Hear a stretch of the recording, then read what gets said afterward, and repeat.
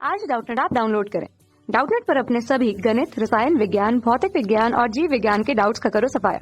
बस प्रश्न की फोटो खींचो, एक ही प्रश्न को क्रॉप करो और तुरंत वीडियो सोल्यूशन पाओ। अभी डाउनलोड करें। हेलो दोस्तों, हमारा प्रश्न है निम्नांकित चित्र में एक धावक का समय वेग ग्राफ प्रदर्शित है। ग्राफ से गणना करनी है हमें कि 16 सेकंड में धावक अपनी यात्रा के आरंभ में कितनी दूरी तय करता है और यह भी गणना करना है कि t बराबर 11 सेकंड पर धावक का त्वरण क्या है। ठीक है, ये हमें क्या दिया गया है, ग्राफ दिया गया है वेग समय का। ठीक, तो चूंकि हम जानते हैं कि जो आपका वेग समय ग्राफ होता है, वेग समय ग्राफ, इसका क्षेत्रफल ठीक है क्या देता है, विस्थापन देता है या दूरी देता है। ठीक है, विस्थापन देता है। ठीक, तो पहले के लिए हमें क्या करना होगा, ये जो हमें ग्राफ दिया हुआ है इसका हमें क्या निकालना पड़ेगा, क्षेत्रफल निकालना पड़ेगा। ठीक है, तो देखो ऐसे हम ये जो हमें इस तरह से दिया हुआ है, ठीक है, इसमें हम कैसे क्षेत्रफल निकालेंगे, तो इस पूरे ग्राफ को हमें क्या करना होगा, अलग अलग भाग में हम देखते हैं कि किस प्रकार की ज्यामितीय आकार में इसे हम बांट सकते हैं। ठीक, तो सबसे पहला तो अब यहाँ देख लो कि आप यहाँ से ये, ठीक है, ये जो है ये एक त्रिभुज बन रहा है। ठीक है, फिर यहां से यहां तक ये एक आपका क्या बन रहा है, आयत बन रहा है। ठीक है, फिर ये आपका एक त्रिभुज बन रहा है, ये नहीं, ये त्रिभुज नहीं, यहाँ पे ये देखो ये आपका क्या बन रहा है, इस तरह से ये मिलाओ, ये समलंब चतुर्भुज बन रहा है। ठीक है, और उसके बाद यहाँ से ये क्या बन रहा है, आपका एक वर्ग बन रहा है। ठीक है, तो अब देखो इन सभी ज्यामितीय आकृतियों के जो क्षेत्रफल होंगे वही आपका परिमाण दे देगा किसका, कि कितना दूरी वह धावक चलता है। ठीक है, अब 16 सेकंड में बोला जा रहा है कि तो यहाँ तक का हमें कुल क्षेत्रफल हमें ज्ञात करना होगा। तो कैसे ज्ञात करोगे, तो देखो सबसे पहले तो आप यहाँ पे ये कर लो, इसे नाम दे देते हैं हम, क्या नाम दे देते हैं यहाँ पे, ये हो गया आपका O A B। ठीक है, और ये आपका क्या हो गया, यहाँ पे ये सी मान लो शीर्ष को, ये H हो गया। ठीक है, और ये आपका क्या हो गया, G हो गया, ये F, और ये आपका क्या हो गया यहाँ से D। ठीक है, ये सारे नाम दे दिए। अब हम क्या करते हैं, क्षेत्रफल लिखते हैं जो आपका मान देगा। तो S बराबर यहाँ पे आप क्या लिखोगे, ये हो जाएगा सबसे पहले क्षेत्रफल किसका, त्रिभुज AOB का। ठीक है, जोड़ क्षेत्रफल किसका, इस आयत का, क्षेत्रफल आयत कौन सा, ABCD का क्षेत्रफल, जोड़ ये आपका एक चतुर्भुज यहाँ पे बन रहा है, चतुर्भुज DCH, और एक यहाँ पे ये आपका ये बन रहा है ना, इसे आप मान दे दो क्या, I दे दो। ठीक है, DCHI का क्षेत्रफल और जोड़ क्या हो जाएगा, चतुर्भुज HGIF का क्षेत्रफल। ठीक है, अब निकालते हैं।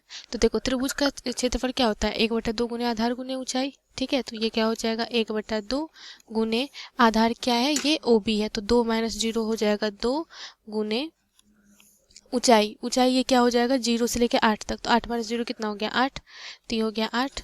ठीक, जोड़ अब आयत का क्षेत्रफल देखो, आयत का क्षेत्रफल क्या होता है, लंबाई गुने चौड़ाई। तो लंबाई क्या हो गया, यहाँ से देखोगे तो ये कितना है 2 है और ये है 10, तो 10 में से 2 गया, कितना बच गया 8 गुने ये लंबाई निकालते हैं, लंबाई कितना 8 में से ये कितना हो जाएगा, यहाँ से 8 में से 2, तो ये कितना आ जाएगा, ये 8 - 0। ठीक है, तो 8 हो गया, और चौड़ाई ये हो गई। ठीक है, चौड़ाई भी आपकी 8 आएगी, मतलब लंबाई गुना चौड़ाई करोगे तो 8 गुने 8 हो गया। ठीक, अब हमें समलंब का चतुर्भुज निकालना है, ये जो आपका CHDI है। ठीक, तो इसका क्षेत्रफल क्या हो जाएगा समलंब का, 1/2 गुने समांतर भुजाओं का योग। ये क्या हो गया, 1/2 गुने समांतर भुजाओं का योग। तो समांतर भुजा देखो यहाँ पे क्या हो जाएगा, ये और ये, तो इसकी दूरी कितनी है 8 - 0 8, और इसकी दूरी कितनी हो जाएगी 4 - 0 4, तो 8 जो 4 हो गया, गुने इनके बीच की दूरी, और इनके बीच की दूरी कितनी हो जाएगी, ये आपका 10 है और ये 12 है। ठीक है, तो 12 - 10 कितना हो जाएगा 2 के बराबर, तो ये हो गया 2। ठीक, जोड़ अब क्या लिखेंगे, वर्ग का क्षेत्रफल, तो वर्ग HGIF का क्षेत्रफल क्या हो जाएगा, ये भुजा कितनी है इसकी 4 - 0, तो भुजा गुना भुजा, तो ये हो जाएगा 4 गुने 4। ठीक, तो अब इसे कैलकुलेट करो तो S बराबर हो जाएगा कितना, 2 कैंसिल आउट हो गया, यह आ गया आपका कितना 8 जोड़ 64 जोड़ ये कितना हो जाएगा 1/2 गुने 12 गुने 2 जोड़ 16, ठीक है। तो ये 2 कैंसिल आउट हो गया, तो s बराबर हो गया 8 जोड़ 16 जोड़ 12 जोड़ ये 64 जोड़ 12 जोड़ 16, ठीक। तो s बराबर यहाँ से कैलकुलेट यह जगह कितना 100 और ये कितना आ जाएगा मीटर में, ठीक है। ये आपका क्या था मीटर और सेकंड में, तो ये आ गया आपका मीटर, ठीक। तो उसके द्वारा जो चली गई दूरी है वो कितनी है 100 मीटर के बराबर। अब हमें क्या करना है ज्ञात, त्वरण ज्ञात करना है, ठीक। तो त्वरण क्या होता है, त्वरण होता है कि वेग में परिवर्तन की दर, ठीक। तो वेग में परिवर्तन हमें कहाँ पे निकालना है, t बराबर 11 सेकेंड पे, ठीक है। यहाँ पे t बराबर 11 सेकेंड पे धावक का त्वरण हमें ज्ञात करना है, ठीक। तो देखो t बराबर 11 सेकेंड पे कहीं यहाँ पे होगा 10 और यहाँ पे कहीं पे, ठीक है। t यहाँ पे ये क्या आ जाएगा 11 सेकेंड, ठीक। तो मतलब चूंकि यहाँ पे ये क्या है सरल रेखा है और इस प्रकार से ये आ रहा है, ठीक। तो अगर यहाँ पे कहीं भी आप यहाँ पे क्या रहेगा त्वरण आपका एक समान रहेगा, ठीक है। तो यहाँ पे अगर आप C से H के बीच में भी अगर आप त्वरण निकालते हो तो वह 11 सेकेंड के लिए इसके मध्य भी क्या रहेगा वही त्वरण रहेगा, ठीक।